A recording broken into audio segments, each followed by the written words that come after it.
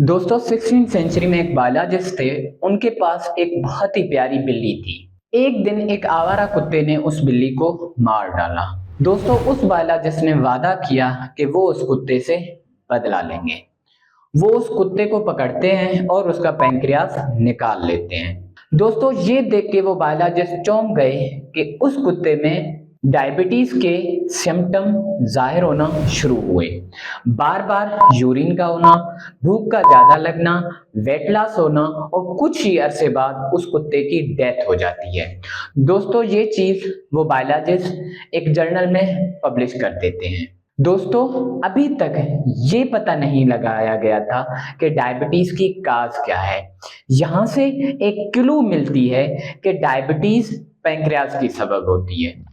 दोस्तों it means pancreas एक ऐसा केमिकल रिलीज करती है जिसकी मदद से डायबिटीज कंट्रोल में रहती है। दोस्तों वो चीज है इंसुलिन। दोस्तों आओ आपको ले चलता हूँ 3000 BC में, जहाँ पे हर्बल मेडिसिन और होम्योपैथिक तरीकों से ट्रीटमेंट किया जाता था। दोस्तों उस टाइम एक ऐसे पेशेंट आए जिसको एक ऐसी बीमारी थी जिसने सबको हैरान कर दिया। दोस्तों उनको शिकायत थी कि बार बार यूरिनेशन का आना, भूख का ज्यादा लगना, ज्यादा खाने के बावजूद उनका वेट लॉस होना और कुछ ही महीनों बाद उस पेशेंट की डेथ हो गई। दोस्तों जब ये बीमारी सामने आने लगी तो ये सोचा गया कि इसको कोई नाम दिया जाए। तो आइए देखते हैं कि डायबिटीज को नाम डायबिटीज कब दिया गया। दोस्तों इस बीमारी को पहली दफा जो नाम दिया गया वो 250 AD में। जी दोस्तों उसको 250 AD में पहली दफा टर्म डायबिटीज कहा गया।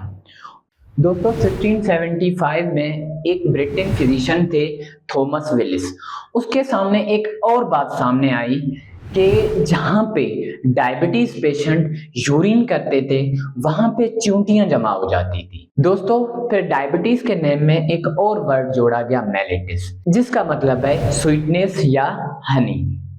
दोस्तों आओ ये जानने की कोशिश करते हैं कि डायबिटीज का इलाज उस जमाने में कैसे किया जाता था। दोस्तों आपको एक सिंपल से एग्जांपल से समझाता चलूं कि आज भी इस मॉडर्न एरा में बहुत सारी ऐसी बीमारियां हैं जिनका इलाज सिम्टम देखकर किया जाता है। मिसाल के तौर पे अगर बुखार है तो बुखार के सिम्टम देख के उसकी ट्रीटमेंट की जाती है।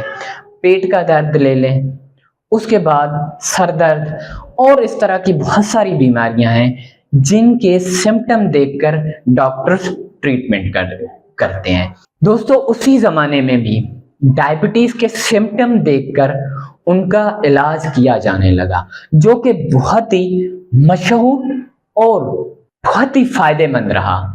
जिसमें जो फैक्टर शामिल थे वो थे फास्टिंग, मीट या वेजिटेबल का इस्तेमाल करना और एक्सरसाइज करना।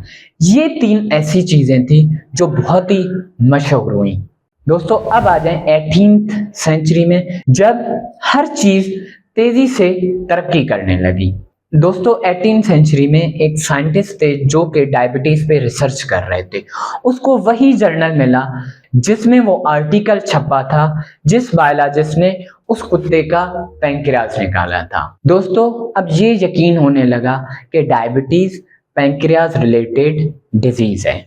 दोस्तों पैंक्रियास एक ऐसा केमिकल रिलीज करता है जिसकी वजह से डायबिटीज कंट्रोल होती है और वो केमिकल है इंसुलिन।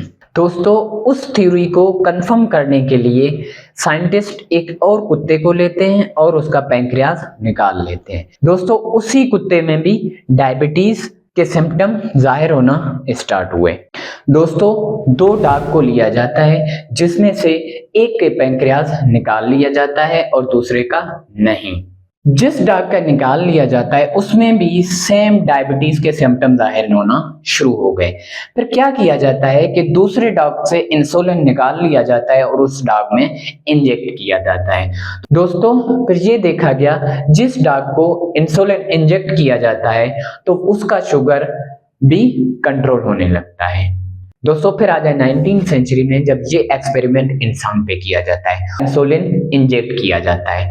दोस्तों फिर ये बात सामने आई कि उस डायबिटीज पेशेंट का शुगर कंट्रोल होने लगा, उनको साइड इफेक्ट हो गए और एलर्जी हो गई और कुछ ही ऐसे में उनकी डेथ वाकई हो गई। अब आपको मुझे कमेंट्स करके ये बताना है कि ये थ्योरी सही थी या गलत। दोस्तों मिलते हैं नेक्स्ट वीडियो में, तब तक के लिए थैंक यू, अपना ख्याल रखें।